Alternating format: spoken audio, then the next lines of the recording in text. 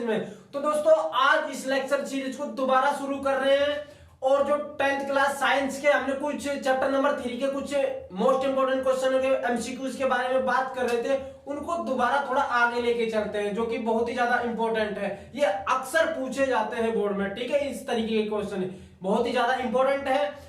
अगर आपको वीडियो अच्छी लगती है ना दोस्तों, तो इस वीडियो को लाइक जरूर कर देना और अपने इस प्यारे चैनल को सब्सक्राइब जरूर कर देना, ठीक है। तो देखिए आज की वीडियो में कुछ क्वेश्चनों के साथ। तो देखिए पहला क्वेश्चन दे रखा है, 1 ग्राम सोने से कितना लंबा तार बनाया जा सकता है।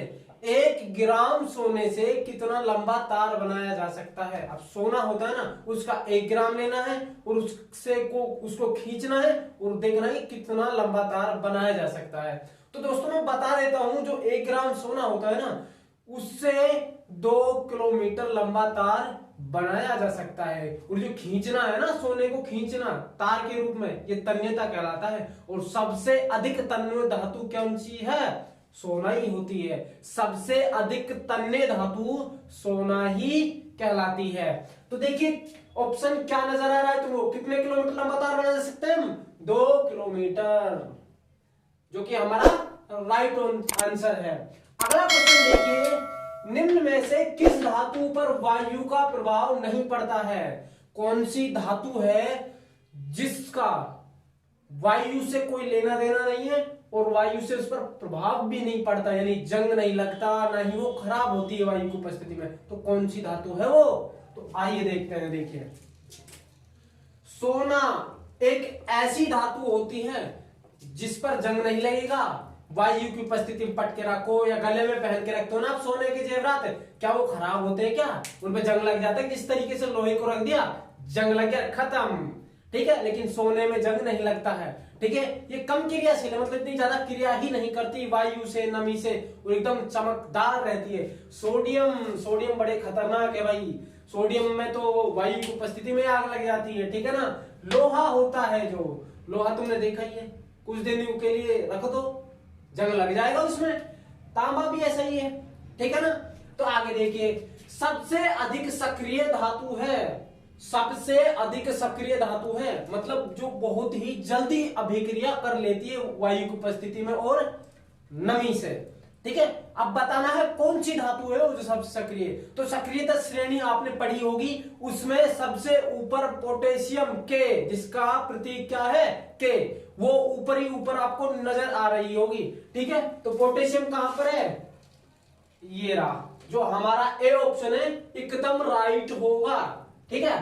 आगे देखिए, विद्युत बल्ब का तंतु किस धातु का बना होता है। जो विद्युत बल्ब होता है ना, 100 वाट का विद्युत बल्ब, 200 वाट का जो विद्युत बल्ब होता है, उसका जो तंतु होता है ना, फिलामेंट जो जलता है, वो किस धातु का बना होता है, ये पूछा गया है हमसे क्वेश्चन। अक्सर पूछा ही जाता है ये क्वेश्चन।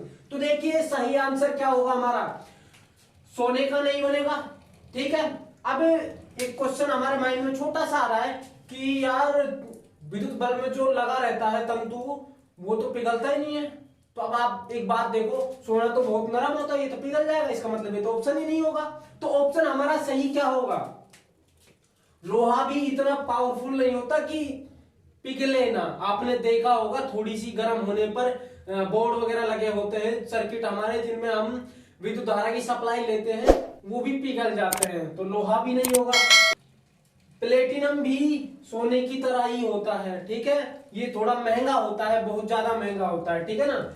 लेकिन टंगस्टन होता है ना, ये जो ताप होता है उसको अधिक मात्रा में सहन कर सकता है, ये पिघलता नहीं है, ठीक है। तो हम बोल सकते हैं जो हमारा विद्युत का तंतु होता है, यानी कि विद्युत बल्ब का जो तंतु होता है, वो किसका बना होता है? टंगस्टन का। क्लियर है? आगे देखिए, पीतल क्या है? पीतल क्या है? अभी यहां पर एक क्वेश्चन मैं आपको बताने वाला हूं छोटा सा, कि मिश्र धातु किसे कहते हैं? मिश्र धातु। अब मिश्र धातु क्या होती है? देखिए, मिश्र धातु होती है जिसमें दो या दो से अधिक धातु को मिलाएंगे ना, जो नई धातु प्राप्त होगी, हमें जो नया गुण वाली धातु प्राप्त होगी, उसे कहते हैं मिश्र धातु।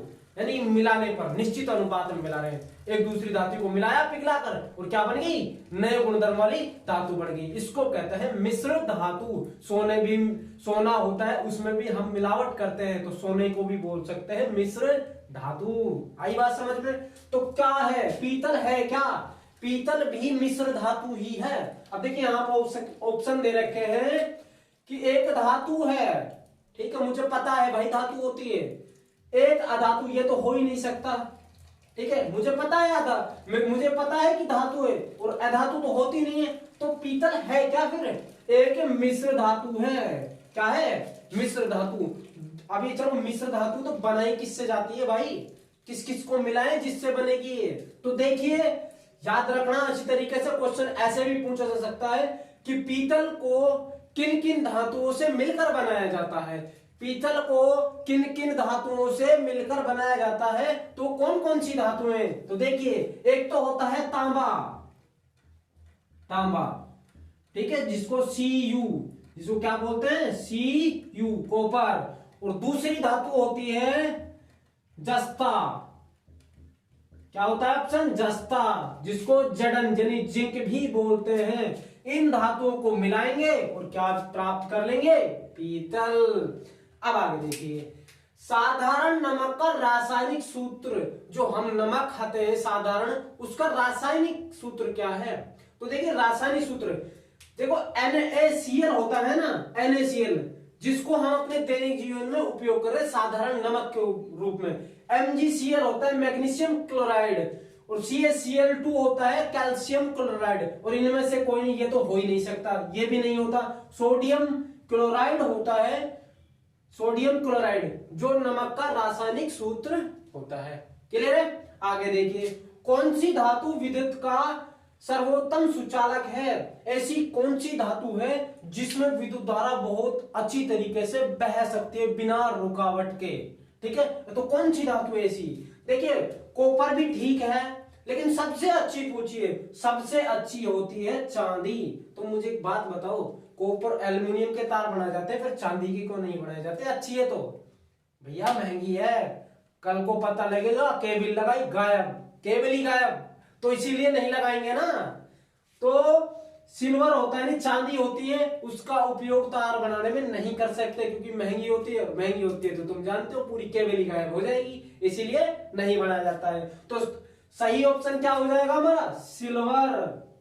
क्लियर है? आगे देखिए, अयस्कों में उपस्थित मिट्टी, रेत आदि जैसी अशुद्धियों को क्या कहा जाता है, जो अयस्क होते हैं। अब देखिए, जो खनिज होते हैं, भूमि से खोदकर खनिज निकाले जाते हैं, अब खनिजों में जो भी अशुद्धियां होती है उनको हटा देंगे तो वो अयस्कों के रूप में आ जाएंगी। अब अयस्कों में कुछ अशुद्धियां रह जाती है, जैसे मिट्टी, कंकर, पत्थर, छोटे मोटे, है ना, उन अशुद्धियों को क्या कहते हैं, ये पूछा गया क्वेश्चन। तो उन अशुद्धियों को दोस्तों कहते हैं गैंग। क्या कहते हैं, गैंग। तो ऑप्शन ढूंढिए, सी ऑप्शन हमारा बिल्कुल सही होगा, ठीक है। आइए आगे देखिए, किसी अयस्क को ऑक्सीजन की उपस्थिति में उच्च ताप पर गर्म करने की प्रक्रिया है। देखिए कोई अयस्क है, अब अयस्क में कई प्रकार की अशुद्धियां होती हैं, अब उन अशुद्धियों को दूर करने के लिए हम क्या कर रहे हैं, ऑक्सीजन के साथ उसको उच्च तापमान पर गर्म कर रहे हैं। देखिए मैंने जैसे इसको यहां पर रख दिया और यहां पर कोई अयस्क है जिसको हम क्या करना है, उच्च ताप पर ऑक्सीजन के साथ गर्म करना है, तो इस प्रक्रिया को, इस काम को कहेंगे क्या, इस काम को कहेंगे हम, पता है क्या, जब भी ऑक्सीजन की उपस्थिति में किसी भी अयस्क को गर्म करते हैं ना दोस्तों, तो उस प्रक्रिया को भर्जन कहते हैं। क्या कहते हैं, भर्जन। लेकिन जब हम उसको गर्म ही कर रहे हैं वैसे और ऑक्सीजन नहीं दे रहे हैं, इस प्रक्रिया को कहते हैं निस्तापन। क्या बोलते हैं, निस्तापन। क्लियर है क्या? आइए देखिए, तो देखिए किसी अयस्क को ऑक्सीजन की उपस्थिति में उच्च ताप पर गर्म करने की प्रक्रिया है, उच्च ताप पर गर्म कर रहे हैं, ऑक्सीजन भी दे रहे हैं, इसका मतलब कर क्या रहे हम, भर्जन। भर्जन में ही तो होता है गर्म करना और ऑक्सीजन देना। आई ना बात समझ में? अब आगे देखिए, देखिए जब ऑक्सीजन नहीं दे रहे हैं तो वो प्रक्रिया क्या होगी, भाई गर्म भी कर रहे हैं ऑक्सीजन भी नहीं दे रहे हैं, तो वो प्रक्रिया कहलाएगी क्या, निस्तापन। ठीक है ना, यहां पर मैं टिक नहीं कर रहा हूं क्योंकि सही ऑप्शन क्या होगा हमारा, भर्जन। क्लियर है क्या? आगे देखिए कुछ क्वेश्चन। अब देखिए, यशत लेपन की प्रक्रिया में लोहे की सतह पर कौन सी धातु की परत चढ़ाई जाती है। अब यह संलेपन क्या है, सबसे बड़ी समस्या तो ये आ गई ना हमारे पास, यह संलेपन है क्या। अब इसने पूछा है यह संलेपन की प्रक्रिया में जो लोहा होता है उसके ऊपर किस धातु की परत चढ़ाई जाती है। सबसे पहले यह संलेपन को समझ लीजिए आप। यह संलेपन होता क्या है, देखिए जिस तरीके से लोहे की धातुएं होती है, हमारे घरों के गेट होते हैं जो लोहे के बने होते हैं, घर वाले बोलते हैं भाई पेंट कर दो नहीं तो जंग लग जाएगा। क्या लग जाएगा, जंग।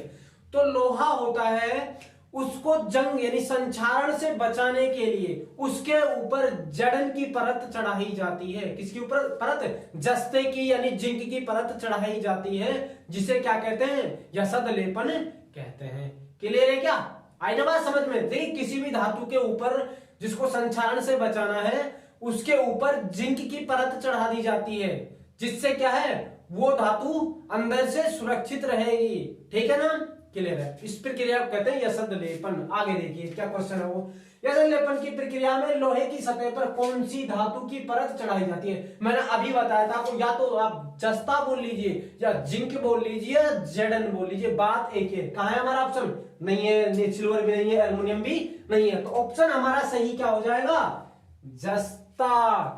यहां तक क्लियर है क्या, आगे चले देखिए।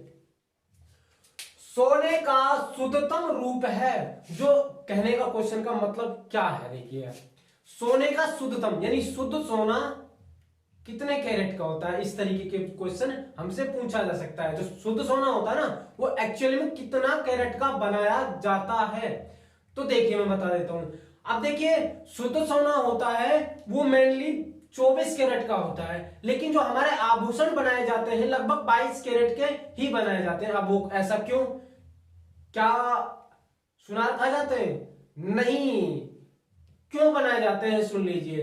क्योंकि जो सोना होता है ना इतना नरम होता है, उससे आभूषण ही नहीं बनाए जा सकते अगर 24 कैरेट का यूज करेंगे तो हम, ठीक है ना, उसके आभूषण ही नहीं बनाए जा सकते अगर हम 24 कैरेट के आभूषण बनाएंगे। उसमें कुछ मिलावट कर दी जाती है। क्या कर दी जाती है, मिलावट भाई। अब वो मिलावट किस किस की जाती है, कुछ मात्रा में तांबा मिला दिया, कुछ मात्रा में चांदी मिला दी, ताकि वो सोना थोड़ा कठोर हो जाए, इतना नरम ना रहे, ठीक है ना, जिससे आसानी से उसके आभूषण बनाए जा सकते हैं। तो क्वेश्चन हमसे ये पूछा है शुद्धतम सोना कितने कैरेट का होता है, या फिर ऐसे भी पूछ सकता है कि शुद्ध सोना कितने कैरेट का होता है, लेकिन क्वेश्चन यहां पर क्या दे रखा है, शुद्ध सोने का शुद्धतम रूप है। कितना है शुद्धतम रूप, 24 कैरेट। कहां है ऑप्शन हमारा 24 कैरेट, उधर 25 है, इधर 20 है, 22 है, नहीं, हाँ ये रहा हमारा ए ऑप्शन। कितने कैरेट का हो गया, 24 कैरेट का। ठीक है, अब ये सिनेबार वाला क्वेश्चन थोड़ा ठीक है, अच्छा क्वेश्चन, इंपॉर्टेंट है। देखिए सिनेबार किस धातु का अयस्क है, अयस्क का मतलब क्या है कि धातु में अशुद्धि है कुछ ना कुछ, ठीक है, इसलिए वो क्या है, अयस्क है। अब ये सिनेबार क्या होता है, सिनेबार कहीं सिनेबार में मिल जाएगा, ये होता है HGS, सल्फर की अशुद्धि होती है ना, इसी को ही सिनेबार बोलते हैं। अब देखिए ये पूछ रहा है हमसे, ये पूछा गया है इस क्वेश्चन में कि सिनेबार किस धातु का अयस्क है, तो कौन सी धातु है जिसके साथ सल्फर मिली हुई है जिससे वो अयस्क बन गया, तो कौन सी धातु होगी, पारद। क्या होगा, Hg के साथ मिला हुआ है ना सल्फर, क्या मिला हुआ है, सल्फर, ठीक है ना। अब आगे देखिए, सीसा और टिन की मिश्र धातु को कहते हैं, सीसा और टिन की मिश्र धातु को कहते हैं। अब सीसा और टिन इससे मिलकर कौन सी धातु बनाई जाती है, कौन सी मिश्र धातु बनाई जाती है, कहने का अर्थ ये है क्वेश्चन का। तो देखिए सीसा ले लिया और क्या ले लिया, टिन एक धातु होती है, ठीक है, सीसा भी होता है, ठीक है, इनको मिलाया और क्या बना दी, मिश्र धातु बना दी। अब उसका नाम क्या है, उसका नाम है क्या, सोल्डर। क्या है उसका नाम, सोल्डर।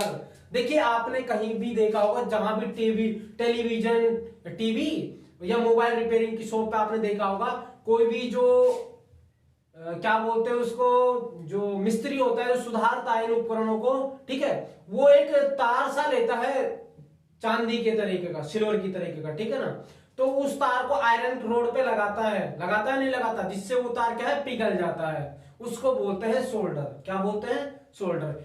इसका उपयोग हम विद्युत तारों को लगाने में करते हैं। ठीक है, तो देखिए कौन सा है वो मिश्र धातु, सोल्डर।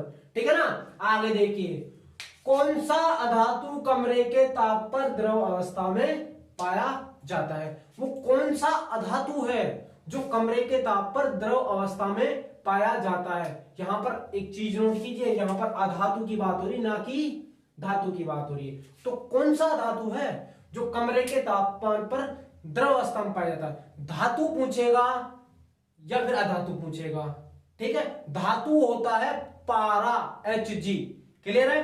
धातु होता है पारा Hg, लेकिन यहां पर क्या दे रखा है, अधातु। अब अधातु कौन सी होती है, वो अधातु होती है जो कमरे के ताप पर किस अवस्था में पाई जाती है, द्रव अवस्था में। कौन सी धातु है, ब्रोमीन। कौन सी धातु है, ब्रोमीन।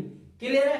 तो आई होप दोस्तों ये सभी क्वेश्चन आपको अच्छी तरीके से समझ आए होंगे। तो एक बार इसका स्क्रीनशॉट ले लीजिए। ठीक है, तो आपने ले लिया होगा स्क्रीनशॉट। तो दोस्तों अगर आपको वीडियो अच्छी लगती है तो इस वीडियो को लाइक कीजिए और अपने इस चैनल को बिल्कुल सब्सक्राइब करना ना भूलें। ठीक है, और ज्यादा ही अच्छी लग जाती है तो अपने दोस्तों के साथ शेयर जरूर कर दें। ठीक है, ताकि उनका भी कुछ भला हो जाए। तो दोस्तों मिलते हैं नेक्स्ट वीडियो में इसी तरीके के मोस्ट इंपोर्टेंट क्वेश्चनों के साथ। तो बाय बाय, टेक केयर।